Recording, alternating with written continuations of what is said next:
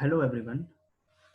The agenda of this lecture is related with the previous one, in which lecture we have covered Kaizen methodology and its principles. Some of the basic principles we have discussed in the previous lectures of operations management. In this particular lecture, we are the agenda of this particular lecture is to discuss Kaizen cycle for continuous improvement. As you can see, and as we have discussed why it is important, the Kaizen methodology, that from within, inside, within inner cells, within internal factors of a particular company, we can get very interesting and exciting ideas to improve our existing processes, our plans, our forecasting, our procedures, the way we do work. All these things we can better improve by incorporating ideas given by our employees. Employees are real time assets for a company, live assets for a company. If they can provide, and they better know the processes, methods, plant and machineries, the procedures, sequences of doing work, no one else can know better than our employees. Because of this reason, we try to empower our employee, we try to motivate our employee to provide valuable inputs to improve our existing processes or methodology, so that we can save our cost. For every company, for every organization, for every university, for every institution, for every NGO, it is very much important to save cost.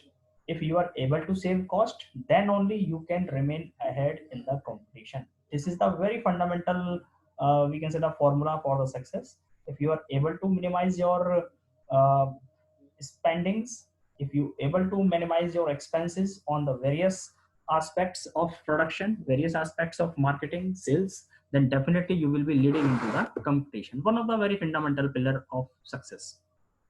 So for continue with the previous lecture, in this particular lecture, as I said, we are going through with this Kaizen cycle for continuous improvement. So it starts with the step one, where as you can see that the first and foremost need is to get your employees involved in the process. As I said always, that employees are the real time assets. Only they are the one who are actually working on the sites, who are actually working in the various processes, whether it is HR, finance, marketing, production, operations, supply, purchase, anything. You will find the employees are the one, those who are actually working, so they know better about the loopholes, they know better about the processes, methods which they are using on daily basis. So more than them, no one is experienced, so they are the one who can provide better idea to improve the existing process on continuous basis. So first and foremost thing, you have to share this particular concept of Kaizen with the employees in such a manner that they remain motivated to provide the idea. Now, how we can motivate them? We can, the first example, the one example I can quote, that if you can, if we, if an organization can float a competition, the Kaizen competition, that whoever is going to provide the most effective idea in a particular month or in a particular week or in a particular fortnight basis, he will be awarded by the company. He will be awarded by the top level authorities of the company. In that manner, employees also think for these kind of non-monetary, non-financial, or maybe financial benefits. For that purpose also, they try to think upon in this particular direction, and they are able to provide those valuable inputs for the company. The company can scrutinize all the ideas whichsoever they are getting from various employees, and they can find out the most effective one, and they can appreciate, they can recognize the efforts of that particular employees for that particular week, fortnight, or month. In that manner, he will be excited to provide more and more idea in the upcoming time period. So in that manner, what is happening, by just by way of just appreciating his efforts, by way of recognize his in terms of appreciation, his moral will be boosted up, and everyone will be looking upon his particular, that particular employee also, in next time I will also get the same appreciation from the top level management, and for that purpose they will work, they will think seriously in that particular direction, and they will be providing more constructive ideas for the company. So it is a win-win situation for both. one side, the company is getting most valuable inputs without spending more money on the experts. They are getting these ideas from the employees itself. They are not paying something extra heavily. Only few rewards, monetary, whether non-monetary, or even a certificate is a very much important for motivating, can be a motivator for the employees.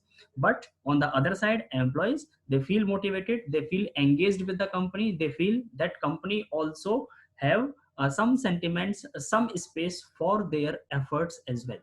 They feel that they are also have some opportunity to grow by way of just simply providing some idea related to their existing processes where they are working. Now we move to the second step, which is gather a list of problems. So there can be n number of problems in a particular company, in a particular factory, in an institution. So these problems can be listed out by the strategist, and these problems can be shared with the employees that these are the various areas where we want to get some ideas from the employee side. Then we have made our agenda very much clear with the employees. Then in what direction they need to give idea, those who are associated with those aspects, these employees will remain engaged in providing those ideas. So by listing those problems, you are going to streamline the process in what direction you are expecting various ideas, various inputs from the employee. Moving to the third step, that is encourage solutions, then choose an idea. It means whatever solutions, as we have listed out various problems, for that particular problems you can provide them a week, if a quarter, a fortnight, or a week. Even in that particular time duration, you are going to receive many ideas from your employees because you have already motivated them for this purpose.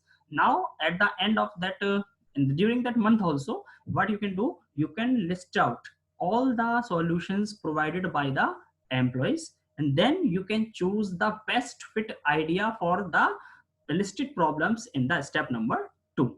Now the next one, fourth, is test the solution. So whichever, as per the experts, as per the top authority, whichever is the solution you find that it is the best fit for the existing problems, then you can test it on real time basis, on trial basis, on the demonstration basis. You can apply that solution to check whether it is really effective or not.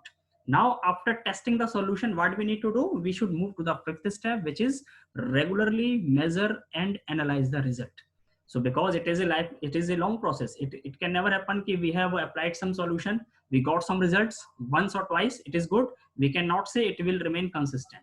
We have to check it again and again whether that solution is effective in all the direction, in all the situations or not. For that purpose, we have to regularly measure and analyze the results of implementing that particular idea which is provided by the employees of the organization.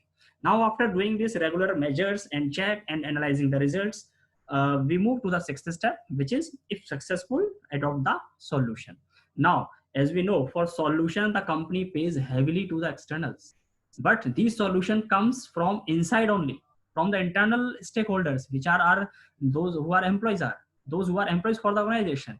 So for getting success, after doing various tests, measures, and analysis, if we find that it is really successful to mitigate or to zeroing the impact of that particular problem, then we can adopt the solution for a long time period. After doing sixth step, we should move to the last step, which is the repeat on an ongoing basis. Means we have to repeat the same process again and again to get more ideas for the different problems, because in organization day-to-day basis problems are arising. To reduce the impact or to zeroing those problems, we should again follow the same cycle to get more effective ideas, more effective solution from the employees itself. It is zero cost for the company, and it is 100% motivation for the employees. They will feel like home, that they are working for their own organization because they are completely engaged while doing these kind of activities within the process. So that's all about the Kaizen cycle for continuous improvement. Thank you.